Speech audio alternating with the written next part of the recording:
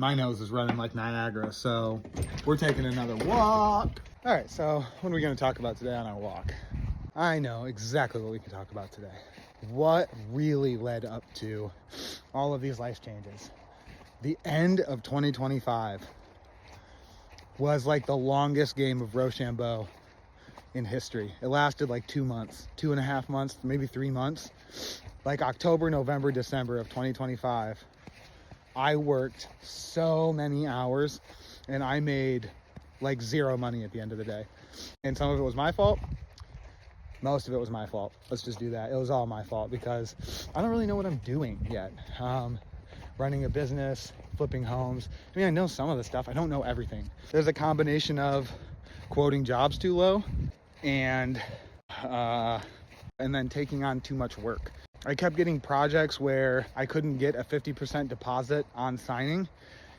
And then I was taking more projects to fund the last project. And I got to the point where I had 3 projects going on at the same time. And each one was funding the other one. And I thought it was being helpful because, you know, a lot of the work was for friends. And I don't mind being helpful to friends. But one of those friends completely boned me out of $7,000 and like December 15th. So won't be doing that anymore. And I won't be funding any jobs from other jobs because all it does is put me in the hole. Like I owe money after I worked November and December, which is crazy. I owe money after working. But that's my fault. That's my fault because I got out over my skis, as they say, and I was doing too much. So that's all my fault. I can't blame it on anybody but me. And people did tell me, people were like, you're doing too much, or slow down, get one thing done. And I was like, no, I gotta keep making money. And then at the end of the day, I made no money. The end of 2025, guys. I would say I don't wish it on anybody, but I mean, if you start your own business, that's the only way. It's the only way to learn. And then I'll say this, that this new like spiritual journey that I'm going on, refinding God, it's because I tried so hard with good intentions in my heart. I worked long hours. I missed hockey games for my daughter, which I didn't like and I'm not going to do in the future. But I really sacrificed a lot of myself. My girlfriend sacrificed a lot of my time. I wasn't getting home till 9-10 o'clock a lot. So there was a lot of sacrifices. And at the end of the year, to have it all come down to being in the negative, I was just having a hard time figuring out what lesson I was supposed to learn from that. I was like, okay, but I did everything that I was supposed to do. Even when I got out over my skis, I went and found a business mentor. So I've asked for help. My girlfriend's put time in helping me. She helped buy a trailer for the business. I just couldn't get traction. I was like, why?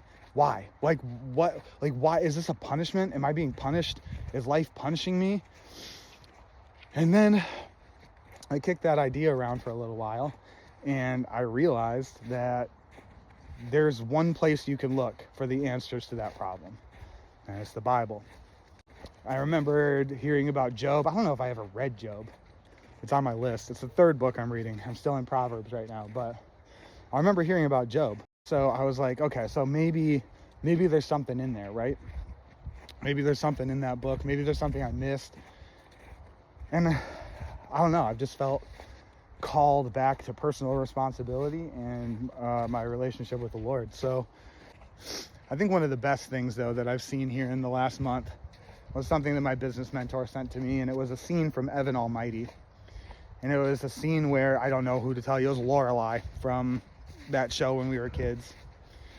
She was asking Morgan Freeman, who plays God, you know, I don't know what to do. My husband, everybody thinks he's crazy and blah, blah, blah, blah, blah. And Morgan Freeman says to her, you know, if you ask God for strength, do you think he gives you strength, or do you think he gives you the opportunity to be strong? If you ask for patience, is God just going to give you patience? You're going to wake up in the morning and be the most patient person in the whole wide world? Or is he going to give you an opportunity to be patient? And that has resonated so hard with me because I want to be successful. And God has put in front of me an opportunity to be successful. And even at the times where I could have really, really failed just being on my own, God's had other people walk into my life. He put my girlfriend in my life who's been able to help, you know, get the trailer and hold the house down while I'm out working extra hours. And I just have to let go of seeing everything as this extra struggle and some form of punishment, and understand that God can't give me anxiety release. He can't give me work ethic. All he can do is put the opportunities in front of me to let me do it for myself, because he knows that if he gave it to me, it wouldn't be worth anything. It's only worth something if I go through all the struggles and earn it for myself, because then I'll feel great about it. And it won't feel like somebody gave it to me. Like, it would never mean anything. And maybe I thought that it would mean something until, man, you get your ass kicked, and like, yeah, you sit around, you're sad, but then you're like, I also did stuff. I did stuff to get to the point where I was sad. And that there's pride in that. There's pride and there's inner strength that comes from being like, I earned the ability to say that I'm stronger. I earned the ability to say that I've become more patient with the people that I love. And that's way better than having something gifted. And one thing that I've said consistently over the last 2 months is that it started to feel like my antennas for God went out.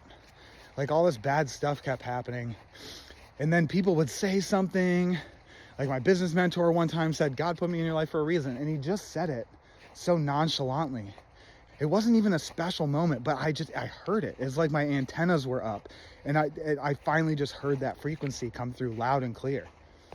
And then I had another customer that's in one of the rentals that we're working on. And I was just so proud of her family, because they'd gone through so much, and they've been through a divorce and a bankruptcy, and all of her kids are so nice, and it's such a sweet, loving family, and such a clean, happy environment in that home.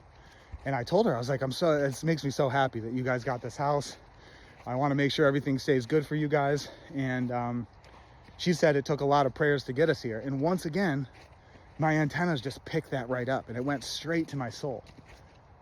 And before I knew it, I was reaching out to, the Google search bar and YouTube search bar, and then friends, family. And it just felt like God was calling me. He was just calling me to pay attention. So this year, I'm going to pay more attention to all of those things. I'm going to be praying for everybody in my life that they find the wisdom and strength to walk their own path as well. And I'm just going to trust that God is putting all of these hard things in my way, because he wants me to be everything that I ever wanted to be. Strong, patient, loving, able, a good example, somebody to look up to. So my antennas are up for 2026. And I am listening, and I am waiting for all of those signs that I'm still on the right path. And a lot of the times, that sign's going to be a big failure, because you can't fail unless you're trying. And that's all God wants, is for you to just keep trying. So I'm going to keep doing that. Mo, get over here. And it's not only just what God wants. It's what I want. It's like, I would want me to keep getting it back up every time I get knocked down. Not to freaking quote Chumbawamba, but I get knocked down and I get back up again. You're never going to keep me down. And that's on God. It's funny. I turned away from God because of bad things happening, and then I turned back to him because of bad things happening. And not to be like, hey, take this away from me, but to be like, oh, I finally understand. I understand why you make our lives hard, because a hard life makes a tough person, and the world needs tough people. The world needs leaders. The world needs people that aren't going to back down when things get hard. And that's what God's doing to me. So who am I? Who am I to not listen?